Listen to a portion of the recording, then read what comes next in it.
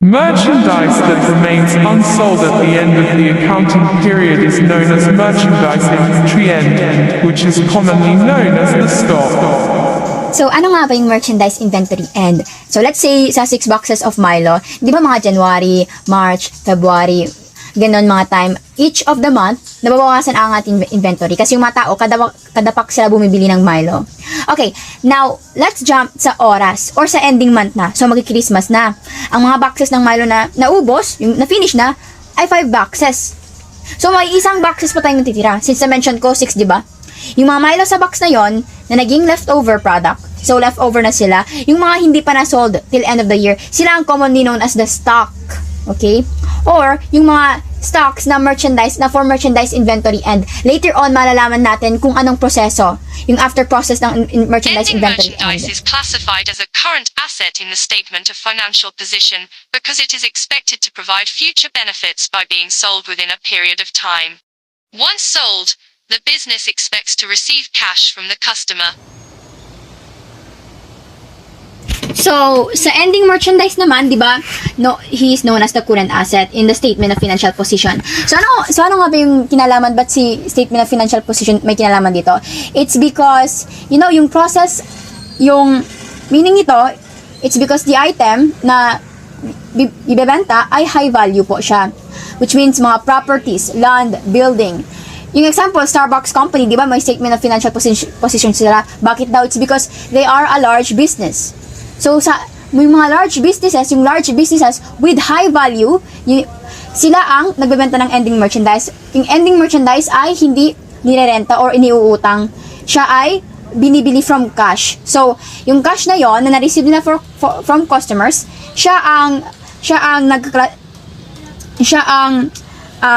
yung cash na yon ay future benefits of the business company na ma-expect natin. So, ganon yung ending merchandise. Merchandise inventory beginning refers to merchandise that remains unsold from the previous accounting period and is expected to be sold this period. If sold within the previous accounting period, beginning merchandise inventory forms part of cost of goods sold in the income statement. So, sa examples naman ng merchandise inventory beginning, di ba after we talk about merchandise inventory end, where yung stocks where yung mga unsold stocks na nag-end sa December ay tinatawag na merchandise inventory end. So this time, now we will connect merchandise inventory end to merchandise inventory beginning. Ano naman yung merchandise inventory beginning? Dito ang naging sitwasyon ng unsold stock ko. Yung ang ibebenta ko uli, so this time, expect ko na magiging goods na available for sale. This particular period, so expect ko, yung mga leftover product, mabibenta natin ulit siya. Okay, ire-resell natin. Then, after nabili na ni customer, finally, pwede natin maklasify si merchandise inventory beginning as naging cost of goods sold sa ating income statement, which is really ganon.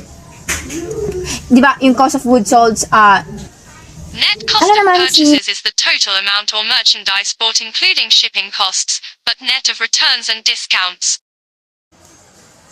Ano naman si net cost of purchases? So, si net cost of purchases, makikita natin ito sa mga resibo. Di ba kasi, you need to know kung ilang total yung cost, yung gastos ba ng merchandise. At saka, kung example, sa Shopee, di ba kung bibili ka ng mga merchandise doon, may mga shipping fee, mga tag 45 pesos or tag 175 pesos.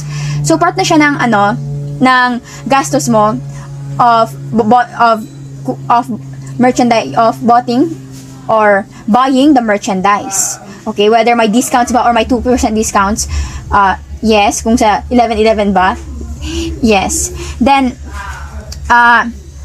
ito yung example, kung bibili ako ng kada bak mga Nescafe or Lucky Me Noodles, sa resibo na yun ay detailed information kung ano yung total na binayaran mo. Okay, magkano ang tigis ng mga product, gaano kamahal ang with shipping cost, kung online ba or madami talagang binili mo. So, kailangan mo ng mag-ship sa'yo. At sakahan ilang discounts ang binigay sa'yo. Depende kung gaano ka loyal as a perpetual buyer nila. Cost of goods available for sale refers to a total amount of merchandise that the business can sell to its customers for a given period of time. So, next naman, si cost of goods sales, nagre-refer to sa halaga or total ng amount ng merchandise, of course, always expect natin na malaki ang amount ng bibilhin ni malaking business. Dahil maraming paninda or inventory ang bibilhin tig-iisang pack or boxes. Expecting makita din at last. Dito na ina-include ang lahat ng paninda na ibebenta. Kung yung halimbawa naman kung ako si seller, then I will buy 6 large boxes of magikari or sedap. That 6 boxes of magikari or sedap na nabili ko para benta ko siya ay ang cost of goods sold na magiging available for sale sa paninda ko. 1. Cost of goods sold COGS, the total cost of merchandise sold during the period, and So, next naman ay cost of goods sold. Ano nga ba yung cost of goods sold? Yung cost of goods sold, since we talk about merchandising kung saan ire-represent natin yung inventory, at saka hindi yung, di ba alam mo yung cost of goods sold sa manufacturing ay where they babayarin nila yung total na gastos sa raw materials na gagamitin nila pang i-manufacture ang bagong new items or product. Pero since merchandising ito ang total na money na nakuha natin galing sa merchandise. Yung money galing or kuha na sa, sa ibenta mo or yung na-sell mo, yun yung tatawagin na gastos or cost of goods sold in merchandising. Okay? So, 2. Operating expenses of expenses incurred in the process of earning sales revenue that are deducted from gross profit in the income statement. Examples: salaries, depreciation, utilities, and insurance expenses. ay si operating expenses. So, operating expenses, expect natin na may mga gastos or mga, may mga babayarin kang gastos while in the process of earning ng ating ng ating revenue. Pero part din dito yung deduction ng gross profit. Kasi si gross profit, yun yung difference ng price of goods sold. Yung minention ko lang kanina, nagastos at presyo kung ibebenta na or selling prices na kung ibebenta na. Take note, yung mga operating expenses ay deducted sa gross profit para ma-determine natin kung net income ba or mas malala kapag net loss. We're counting na lang ang sales revenue natin sa business. Cost of goods sold and the gross profit form part of the income statement, which reports the business performance from its operations over a period of time. So, ano naman yung cost of goods sold and the gross profit? Ito ay inilalagay sa income statement. Bakit daw? Part siya or major part na nagbibigay pahayag. Kasi nagre-report siya, di ba? When it comes to report, kailangan natin yung financial report sa performance business ng business. Kung bababa ba or tataas ang ating cost of goods sold. And of course, si gross profit ay nakarely sa kung gaano kalaki ang ating cost of goods sold. Kailangan natin ang ating income statement sa about cost of goods sold natin. And when it comes to gross profit, ano nga ba yung gross profit? Gross profit means it is the difference between what a company paid for an item, yung original amount, versus what a company given, selling prices. Example naman kung bibili tayo ng, roller coaster or VCAT o yung mga chichirya, then yung isang roller coaster ay tag 10 pesos. So, kung, let's say, kung may sari-sari store ako, hindi naman talaga yung business ko, then ibebenta ko yung roller coaster ko ng tag 15 pesos. So, yung difference ng original prices na naibili ko sa KCC versus sa selling prices na binenta ko sa aking sari-sari store, yun yung gross profit natin. Sales revenue or sales is the amount of merchandise sold by a business for a specific period of time. Si sales revenue or sales. So, okay, si sales revenue ay importante daw. Kasi kapag malaki si sales revenue, kasi outcome, di ba yan? After trying to make an income, may outcome din tayo. Okay? Kung malaki daw si sales revenue, malaki din ang ating cost of goods sold, di ba? Which is extremely important na nakakonekta din sa ating gross profit. Okay? So, si sales revenue, siya yung outcome ng ating business. Kung yung ilang income, example, kung naman nagbenta ako ng 50 t-shirts. Kada 50 t-shirts ay 150. Di ba? Nagsabi ako 50 t-shirts. So, kung itatimes natin, mayroon tayo ng mga 7,500 pesos. Kasi yung original price ng t-shirts ay mga 98 pesos. Okay, yun. 98 pesos minus 150 is equals 52 pesos. So, may 52 pesos pa tayong profit. Okay? So, ganon. So, yung 7,500, kung naibenta na natin yung t-shirts, yung 7,500 pesos, yun yung sales revenue natin kasi siya yung outcome. The multi-step minus income statement classifies cost and expenses according to their function or use. In a multi-step income statement, operating expenses are typically classified into two. Will be the multi-income statement. Ito ang pinaka-important income statement because siya ang nag-classify or kung saan dito, kung dyan ba or dito, o nag-organize siya nagsiseparate siya ng cost at anong expenses ang dapat babayarin.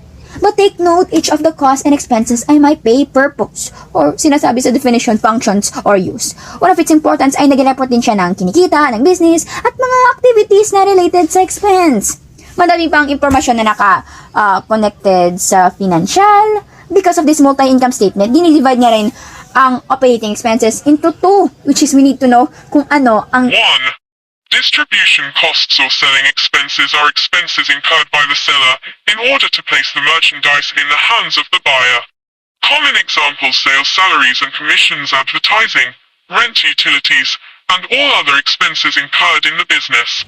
Okay, the first one will be distribution cost or selling expenses. Ano nga ba ang proseso o ginagawa ni seller sa selling expenses? We will describe it or relate it sa mga efforts na gigiuse sa market. And they also promote their products. Yun ang ibig sabihin sa definition ng in order to place the merchandise in the hands of the buyer. Okay? You're not gonna be able to you're not gonna be able to make the buyer buy your products without advertising it. Okay? One of the distribution cost or selling expenses is, examples na ay advertising expenses, where kasi yung distribution cost, which means dinidistribute mo siya. Okay? Para yung mga buyer, willing sila mag-buy ng products mo. 2. Administrative expenses or general expenses are expenses incurred by the seller from day-to-day operations of the business, but are not directly related to selling activities. Common examples: office salaries, insurance on building, depreciation, office supplies used, office rental, office utilities, and all other expenses incurred in the office. So next naman, ang administrative expenses or general expenses. Sa administrative expenses, you will look at anong position ni seller dito. Since connected ito sa mga malalaking general management na business rin. Dahil malaki ang position dito, ang always nilang ginagawa, or yung mga importanteng gawin ay daily operations, yung pwedeng pag-adjust sa major businesses, pero hindi nila ibinebenta yung mga resources, di ba yung mga resources, products din yun. Kasi part yun ng kanilang human resources na sila lang ang mag-use at hindi para sa customer. Like office salaries, insurance building, all of that is significant for their day-to-day na operasyon or pagtatakbo. Perpetual inventory systems have traditionally been used by companies that sell merchandise with high unit values, such as automobiles, furniture, and major home appliances. So, may dalawang klase ng accounting policy for inventory. Pero ang sitwasyon yung namimili. Depende na rin kasi kung anong inventory ang meron kay management. Yung system na tinatawag na perpetual inventory system, kung saan meron kang maintenance ng record sa madaling salita at any given time. Dahil alam mo kung ilan inventories na meron ka. Term ay perpetual, di ba nag-perpetual, something na tuloy-tuloy, yung walang hangganan. Kasi natural advantage sa'yo kung alam mo ang ilang inventories na meron ka. Palagi. So, sakaling perpetual, applicable siya or mas madaming gamitin kung high value, pero yung volume ng transaction ay hindi mabilis.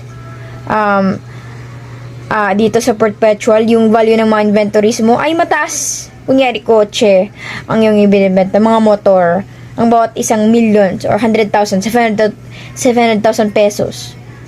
Natural, i-maintain mo kung ilan yan at any given time. Periodic inventory systems. When merchandise is purchased for resale to customers, the account purchases is debited for the cost of goods purchased. Sa kabilang sistema naman, itong periodic. Kasi nagkaroon daw ng tawag na physical counting. Nagbibilang pa at the end of account. Yun. Okay kaya nga ang terminology ay periodic. Kung nagbibilang ka at the end of the period, sa madaling salita, hindi mo talaga alam kung ilan ang inventories mo. Hindi mo alam at any given time. You have, kung sakali low value ang item at high volume ang transaction, mabilis ang transaction, mas mabuti ang gagamitin ay periodic system. Like, to give an example na mas maganda, gamitin natin yung periodic. Kunyari, ikaw ay grocery store, department store, o supermarket store. Meron kang bumibili, meron kang maraming items na kung saan mayat maglalagay ka palang may bumibili na. Kunyari, low value chirepiatos, Nova 12 pesos ang cost ng inventory. Ganon kamura yung items sa periodic. Yes. Under the perpetual inventory system, merchandise inventory increases. However, since we are using the periodic inventory system, there is no need to constantly update our inventory account. Instead, we focus on where the purchased merchandise transaction will become part of. Perpetual. Used for both expensive and inexpensive items, more costly to implement, record exists in every movement of inventory. Inventory physical count is made at least once a year. X. Jewelry stores, car dealers, and furniture shops. Periodic. Used for inexpensive items, cheaper to implement. No record is kept for transactions involving inventory movement. Inventory physical count is made at least once a year. Inventory physical count is made at year end to establish ending inventory amounts. X. Supermarket hardware, sorry stores.